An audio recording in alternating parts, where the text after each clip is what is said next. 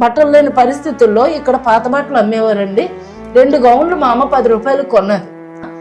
ఏంటి నేను ఈ పిల్లల్లో చదువుకుంటాను, నాకు వైట్ డ్రెస్ ఎవరా అని అడిగానండి. అడిగినప్పుడు ఏమొచ్చి అమ్మ నీకు వైట్ డ్రెస్ కావాలా అన్నారు. అవునండి నేను చదువుకుంటానండి అని అన్నప్పుడు అతను అన్నారు సరే అని చెప్పి మళ్ళీ అడిగాను నీకు వైట్ డ్రెస్ కావాలండి అన్నాను. అతను నాకు ఇక్కడి నుంచి బొట్టును వేలు వరకు సిలివేశారండి.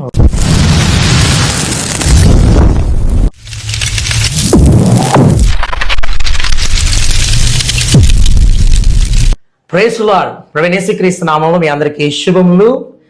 ఆర్డబ్ల్యూ వ్యూవర్స్ అందరికీ నేడు మనం విశాఖపట్నంలో ఆరులోవలో మన మధ్యన సహోదరి రామలక్ష్మి గారు ఇప్పుడు రాహేల్గా మార్చబడి ప్రభువులో నిలబడతా ఉన్నారు. అమ్మ ప్రభు నామ వందనాలు. సహోదరిని కలుసుకోవడానికి దేవుడు ఎంతగానో మేలు చూపించాడు. ఈరోజు సిస్టర్ యొక్క సాక్ష్యాన్ని, వారి అనుభవాలను మనం తెలుసుకుందాం. తద్వారా మన ఆత్మీయ జీవితానికి ఎంతో ఆశీర్వాదాన్ని మనం తెచ్చుకుందాం. మనము ఆలస్యం చేయకుండా ప్రారంభించుకుందాం. సిస్టర్ మీతో కొన్ని విషయాలు మాట్లాడాలని ఆశపడతా ఉన్నాం. మీరు ప్రభువుని నమ్ముకోవడానికి ముందు మీ కుటుంబము వాటి పరిస్థితులు ఎలా ఉండేవి దయచేసి మాతో పంచుకోగలరు? Praise lord. నేను మా తల్లిదండ్రులు హైందవులుగా ఉండేవారండి. నాకంటే 3 అక్కలు చనిపోయారండి. నేను 4వ దాన్ని అయినప్పుడు నేను కూడా వారి పరిస్థితుల్లాగానే నేను అనేకమైన పరిస్థితుల్లో చనిపోవాల్సిన అవకాశాలు వచ్చాయి. కానీ దేవుని కృపను బట్టి మేము దేవుణ్ణి ఎలా తెలుసుకున్నామంటే మా అమ్మమ్మ గారికి క్యాన్సర్ వచ్చింది. ఇచ్చాపురం గంగరాజమ్మ గారి దగ్గరగా ప్రార్థన చేయిస్తే యేసు ప్రభు గురించి చెప్పినప్పుడు ప్రార్థన చేస్తే ఆ రోజు మొదలుకొని ఈ రోజు వరకు మా అమ్మమ్మ గారికి క్యాన్సర్ రాలేదండి, తగ్గింది. అక్కడి నుంచి మా అమ్మమ్మ గారు ఇక్కడికి వచ్చి మా అమ్మగారికి చెప్పారండి, ఇలా దేవుణ్ణి నమ్ముకో, నీ పుట్టిన బిడ్డలు బ్రతుకుతారు, ఈ బిడ్డలు కూడా ఇంకా చనిపోరని చెప్పింది. ఆ పరిస్థితి కారణంగా నేను బ్రతకడం జరిగిందండి. మా అమ్మమ్మ గారు వచ్చి చెప్పారు. అంటే ముందు ప్రభువుని తెలుసుకుంది మీ అమ్మమ్మ గారు. మా అమ్మమ్మ గారు అంటే మీ అమ్మమ్మ గారికి వ్యాధి ఉండేది, క్యాన్సర్ ఉండేది. సో ప్రార్థనల ద్వారా ఆమెలో ఆ స్వస్థతను దేవుడు ఇచ్చాడు. ఆ స్వస్థత మాటలు మీ అమ్మగారికి చెప్పినప్పుడు ఆ తర్వాత మీ అమ్మగారు ప్రభువుని ఇక్కడ తాడిచెట్లపాలెం బెతెస్తా చర్చికి వెళ్ళినప్పుడు నేను పుట్టానండి. నేను పుట్టిన తర్వాత మా అమ్మమ్మ గారు ఒక ఇది చెప్పారు, ఏంటంటే నీకు మగబిడ్డడు పుడతాడు, నువ్వు ఖచ్చితంగా దేవుని తెలుసుకో అని చెప్పింది. దేవుడు ఆవిడ నోటి పలికించిన మాటను బట్టి మగబిడ్డడు పుట్టాడండి. అప్పుడు మా అమ్మగారు ఇంకా ఫెయిత్ఫుల్ గా నమ్మడానికి ఆస్కారం జరిగింది. నేను కూడాను మా అక్క వాళ్ళలాగే అనేకమైన నీటి గండాల ద్వారా చనిపోవాల్సిన పరిస్థితి, చికెన్ గున్యా, చికెన్ పాక్స్, టైఫాయిడ్, నా బాడీ అంతా బ్లడ్ నీలం రంగులో అయిపోయింది.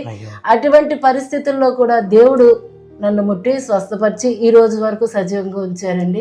అందుని బట్టి దేవాదేవునికి వందనాలు.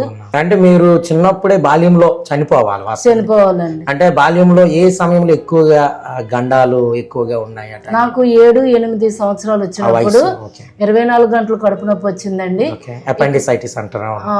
ఇక్కడ ఆరులోని ఏ యొక్క వైద్యం లేనప్పటికీ అప్పుడు కేజీహెచ్కి వెళ్ళమన్నారు, కానీ పరిస్థితులు అనుకూలించక అప్పుడే నేను చనిపోవాల్సిందని చెప్పారు, చనిపోతున్నానని. ఆ సమయంలో దేవుడు నన్ను దర్శనం ద్వారా ముట్టి స్వస్థపరిచారండి. అంటే మీకు వ్యక్తిగతంగా దేవునితో ఒక అనుభవం ఉంది. అక్కడే చిన్నతనంలోనే ఒక దర్శనాన్ని దేవుడు మీకు ఇవ్వడానికి ఒక వ్యక్తిగతమైన అనుభవాన్ని ఇచ్చారు. వండర్ఫుల్. దర్శనం అన్నారు కదా, ఆ దర్శనము ఆ చిన్న వయసులోనే వచ్చింది. ఆ చిన్న వయసులో ఆ దర్శనం, ఆ కళ్ళలో ఏం చూశారు, ఏమి మీకు అర్థమైంది చెప్తారు? నాకు 24 గంటలు కడుపు నొప్పి వచ్చింది కదండి. వచ్చినప్పుడు మా అమ్మగారు, మాకు కమలిల్లు ఉండేది. కమలిల్లు ఉన్నప్పుడు గడపలో మా అమ్మగారు నన్ను పడుకోబెడితే ఒక గోడ ఉండింది అన్నమాట. ఆ గోడకు ఆనుకొని నేను పడుకున్నప్పుడు ఆ గోడ మూల నుంచి ఒక అతను నలుగున్నారు, 2 కొమ్ములు పెట్టుకొని ఉన్నారు, పెద్ద అది గజాసోలము, అది పట్టుకొని నన్ను పొడి చేయడానికి అతను ఆ గోడలో నుంచి వచ్చినప్పుడు అతను వస్తుంటే నేను తులుతులు పడుతున్నాను అనమాట. మా అమ్మకి అంటే నిద్రలోనే నేను చెప్తున్నాను తులుతులు పడుతుంటే మా అమ్మగారు బయట నుంచి లోనికి వెళ్తుండగా ఎందుకు తులుతులు పడుతున్నావు అని నా దగ్గరికి వచ్చి అడిగినప్పుడు, అమ్మ ఎవరో ఒక అతను నన్ను పొడి చేయడానికి వస్తున్నాడు, నాకు భయం వేస్తుంది అమ్మా నన్ను అంటే, మా అమ్మగారు అన్నారు అటు సైడ్ కాదు ఇటు సైడ్ తిరిగి పడుకో అమ్మా అని చెప్పారు. అప్పుడు ఒక కళ వచ్చింది అనమాట. అప్పుడు ఒక ఎత్తైన ప్రదేశము, అక్కడ అందరూ 3-4 సంవత్సరాల పిల్లలు అందరూ ఉన్నారు. వైట్ యూనిఫామ్ వేసుకొని ఆడపిల్లలు ఉన్నారు, మగ పిల్లలు ఉన్నారు. వైట్ బూట్లు, సాక్స్లు అన్నీ వేసుకొని, రిబ్బన్లు వేసుకొని. అయితే నిజంగా నేను బట్టలు లేని పరిస్థితుల్లో ఇక్కడ పాత బట్టలు అమ్మేవారండి. 2 గౌన్లు మా అమ్మ 10 రూపాయలకు కొన్నది. అందులో పచ్చ గౌన్ నేను వేసుకొని ఉన్నాను. అయితే ఒక అతను ఉంటే అతను నేను అడిగాను, అమ్మా ఏంటి నేను ఈ పిల్లల్లో చదువుకుంటాను, నాకు వైట్ డ్రెస్ ఎవరా అని అడిగానండి. అడిగినప్పుడు ఏమొచ్చి, అమ్మ నీకు వైట్ డ్రెస్ కావాలా అన్నారు. అవునండి నేను చదువుకుంటానండి అని అన్నప్పుడు అతను అన్నారు సరే అని చెప్పి మళ్ళీ అడిగాను, నీకు వైట్ డ్రెస్ కావాలని. కావాలండి అన్నాను. అతను నాకు ఇక్కడి నుంచి ఇక్కడికి, ఇక్కడి నుంచి బొటన వేలు వరకు సిలువేశారండి. ఆ సిలువేసినప్పుడు అది నేను ఇలా చూసేసరికి పెద్ద తెల్లటి అంగి బిల్మలు మెరుస్తుండగా అయిపోయింది. అతను అంత దూరం వెళ్ళిపోయారు అన్నమాట. వెళ్ళిపోతే నేను పిలిచాను, ఎండి అంటే ఏమ్మా అన్నారు. అదేంటండి నేను వైట్ డ్రెస్ అడిగాను, వైట్ డ్రెస్ అడిగితే ఏమొచ్చి మీరు నాకు సిలువేశారు, సిలువేమో ఇది పెద్ద అంగి అయిపోయింది, నడిచినప్పుడు బురద అయిపోతుంది కదండి అంటే అతను అన్నారు, అది ఎత్తుకొని వెళ్ళిపో అమ్మా అన్నారండి. ఓకే, అది మీకు ఆ చిన్నతనంలో చాలా స్పష్టంగా అర్థమైంది. తర్వాత అప్పుడు మా అమ్మగారికి నాకు మెలకు వచ్చేసిందండి. మెలకు వచ్చేస్తే మా అమ్మగారికి చెప్తే దేవుడు నిన్ను ముట్టి స్వస్థపరిచాడమ్మా, ఇంకా నీకే బాధ లేదు, దేవుడు నిన్ను సంపూర్తిగా ముట్టి స్వస్థపరిచారని చెప్పారండి. వండర్ఫుల్. అంటే మీకు అది దేవునితో మీకు పొందుకున్న మొదటి అనుభవం, జీవితాంతం గుర్తుండే అనుభవం, నిజంగా ఫస్ట్ ఎన్కౌంటరింగ్ అన్నమాట. అంతే.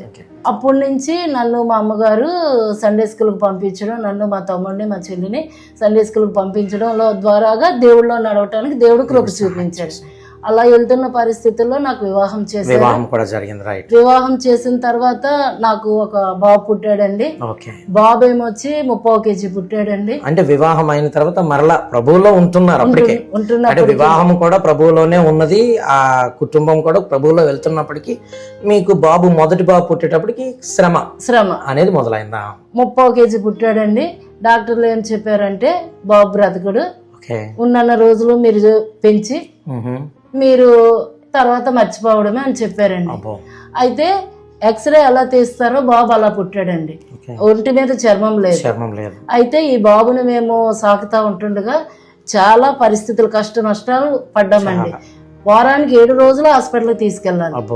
అంటే చిన్న కొంచెం చల్ల నీళ్ళు తగిలితే జ్వరం వచ్చేసేది, కరెక్ట్ గా మిడ్-నైట్ లో వచ్చేసేది. ఎక్కడ హాస్పిటల్ తీసుకెళ్లే పరిస్థితి కూడా ఉండేది కాదు, సుఖం లేదండి. చాలా కష్టమండి. అటువంటి పరిస్థితుల్లో డాక్టర్ గారు ఏమందిస్తారో మేము ఇక్కడ వేసినా కూడా తగ్గేది కాదండి. చిన్నప్పటి నుంచి స్పెషలిస్ట్ దగ్గర తీసుకెళ్ళినా అతను వాళ్ళు విసిగిపోయేవారు బాబుని తీసుకెళ్ళడం మూలన. మీరు ఎందుకమ్మా మమ్మల్ని ఇంత సతాయిస్తున్నారా అని మా పరిస్థితిని బట్టి మేము తీసుకెళ్తే, అటువంటి పరిస్థితుల్లో దేవుడు ఆ బాబుని ఈ రోజుకి 25 సంవత్సరాలు వచ్చాయండి. ఆ బాబుని ఇంతవరకు సజీవంగా సురక్షితంగా దేవుడే కాచి కాపాడారండి. మనుషులు ఎవరు, డాక్టర్లు ఎవరు బ్రతికించలేదు, కానీ దేవుడు మాత్రమే, ఆయన కృప ద్వారా మాత్రమే బాబు బ్రతికున్నాడు. ఆ దినాల్లో మీరు ఎక్కువ శాతం ప్రార్థనలో ఉండి ప్రార్థన చేస్తూ, బాబు గురించి కూడా ప్రార్థన చేస్తూ, సంఘంలో కూడా ప్రార్థనలు చేయిస్తూ, ఆ ప్రార్థనల ఫలం ఈ రోజుకి నేడు కూడా బాబు సజీవంగా ఉండడం మనం చూస్తాము. బాబు ఎంత సజీవంగా ఉండి, ఇంకా చెప్పాలంటే దాని గురించి చాలా విషయాలు ఉన్నాయి, ఇంకా మనం విందాము.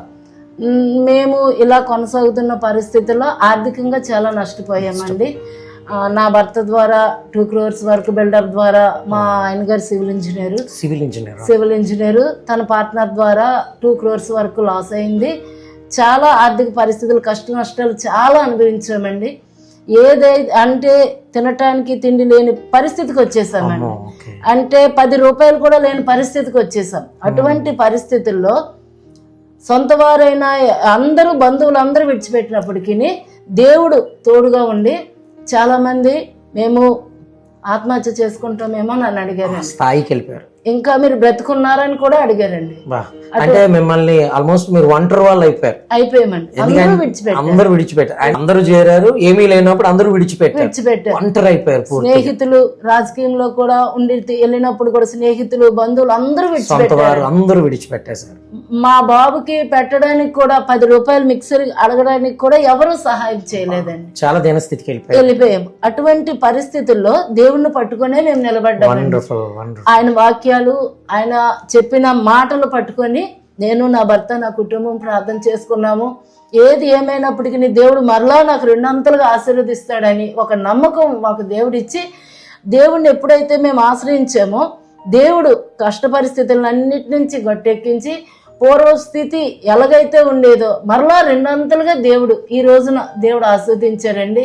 ఎవరు ఎంతమంది అయితే హేళన చేశారో, ఎంతమంది అయితే నవ్వుకున్నారో వారే మరలా వచ్చి మేము ఇలా చేసామమ్మా సారీ అన్న రీతిగా చెప్పటానికి వాళ్ళకి సహాయపడడానికి కూడా దేవుడు కృప అంటే చూపించారు. పడిన చోటే దేవుడు మిమ్మల్ని నిలవబెట్టాడు. ఎవరైతే మిమ్మల్ని తక్కువ చేశారో వారిని ముందే మిమ్మల్ని దేవుడు హెచ్చించారు. వండర్ఫుల్. మా పెద్ద బాబు ద్వారా అయితే చాలా అంటే ఇలాంటి బిడ్డడు పుట్టాడు, ఈ బిడ్డని వీళ్ళు ఎలా పెంచుతారు, ఎందుకు వీళ్ళు పాపాలే లేకపోతే వీళ్ళు కష్టాలే వీళ్ళు బాధలే ఎప్పుడు చేసినా తల్లిదండ్రులు చేసిన ఇదానన్న లెక్కల్లోని చాలా మిమ్మల్ని నిందించారు, అవమానాలు నిందలు పడ్డామండి. ఏది ఏమైనప్పటికీ నా బిడ్డని దేవుడు గర్భంలో ఉన్నప్పుడే ఆ బాబుని ప్రతిష్ఠించుకున్నామండి.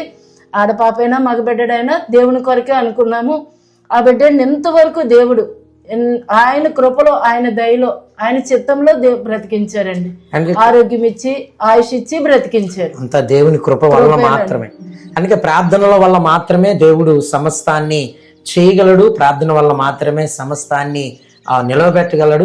దీని అంతటికి ముఖ్యం విశ్వాసం. మనుషులు ఎన్నో రకాలుగా మనల్ని నిందిస్తారు, బాధ పెడతారు, మనల్ని హేళన చేస్తారు. బైబిల్లో యోబును కూడా తన దీన పరిస్థితి వచ్చినప్పుడు సొంత స్నేహితులే తనని నిందించడాన్ని బైబిల్లో చూస్తూ ఉంటాం. కానీ తను ఎక్కడ కూడా దేవుణ్ణి తక్కువ చేయలేదు, దేవుడు ఇలా చేశాడని దేవుణ్ణి ప్రశ్నించలేదు. కానీ చాలాసార్లు ఈ దినాల్లో చిన్న కష్టం వచ్చినా, చిన్న బలహీనత వచ్చినా, ఎందుకు దేవుడు నా జీవితంలో ఎలా చేశాడు, ఎందుకు మా బ్రతుకు ఇలా అయిపోతుందని చాలా మంది ప్రశ్నిస్తూ ఉంటారు. మన మధ్యన రాహేల్ గారు అయితే నిజంగా చాలా కష్ట పరిస్థితుల్లో దేవుణ్ణి విడిచిపెట్టక, దేవుని కూడా ఎందుకయ్యే ఇలా చేసావు అనక ప్రార్థనలోను విశ్వాసంలోను ఎదగడం వల్ల ఈరోజు మీరు చెప్తున్నట్లుగా మునుపు ఎంతైతే నష్టపోయారో ఆ మునుపు కోల్పోయినది అంతటిని దేవుడు మరలా రెట్టింపుగా దేవుడు వారిని ఇచ్చి నిలవబెట్టి, ఇప్పుడు ముఖ్యంగా చెప్పాలంటే ఆ పెద్ద బాబుని సేవా పరిచర్యలో దేవుడు వాడుకోవడాన్ని మనం చూస్తూ ఉంటాం. నిజంగా ఆ సేవా పరిచర్యకు ప్రతి ఒక్కరిని దేవుడు వాడుకుంటాడనేది గొప్ప సాక్ష్యం. ఈరోజు రామలక్ష్మి గారు అనగా రాహేల్ గారిని దేవుడు నిజంగా నిలవబెట్టారు. మీ ద్వారా చూస్తున్న వారికి ఆత్మీయ జీవితంలో ఎలా ఉండాలి, ఆత్మీయ పరిస్థితి ఎలా ఉండాలంటే మీరు ఏ సలహా ఇస్తారు? ఒక 2 మాటలు మన వారికి చెప్పాలని ప్రభు నామమున తెలియజేస్తాను. దేవుని కృపను బట్టి ఏది ఏమైనాను ఎన్ని పరిస్థితులు వచ్చినప్పటికీ దేవుణ్ణి విడిచిపెట్టకూడదండి. ఎందుకంటే ఆయన మన వెన్నంటే ఉండి మన తోడై ఉండి ఎటువంటి కష్ట పరిస్థితి వచ్చినప్పుడు కూడాను దేవుడు మనల్ని ఎప్పుడూ విడిచిపెట్టడండి, ఎప్పుడు విడనాడడు. తల్లి విడిచిపెట్టినా తండ్రి విడిచిపెట్టినా ఆయన విడువను ఎడబాయనని సెలవిచ్చిన రీతిగా నా జీవితంలో దేవుడు చేశాడండి. అందుని బట్టి దేవాది దేవునికి వందనాలు. నిజమే, ఏ కష్ట పరిస్థితుల్లో ఉన్నా, ఏ బాధలో ఉన్నా, ఏ ఇబ్బందుల్లో ఉన్నా, ఏది అయినప్పటికీ దేవుడే కృప చూపేవాడు, దారి చూపేవాడు. కనుక ఈ మాటలు మీరు విన్నారు కదా, ఇవన్నీ సత్యాలు, వారి అనుభవ సాక్ష్యం. కనుక మనం ప్రభువులో వెళ్తున్న కొలది ప్రభువు మనల్ని నడిపిస్తూనే ఉంటాడు. నిజంగా మిమ్మల్ని కలుసుకోవడాన్ని బట్టి నేను సంతోషిస్తా ఉన్నాను.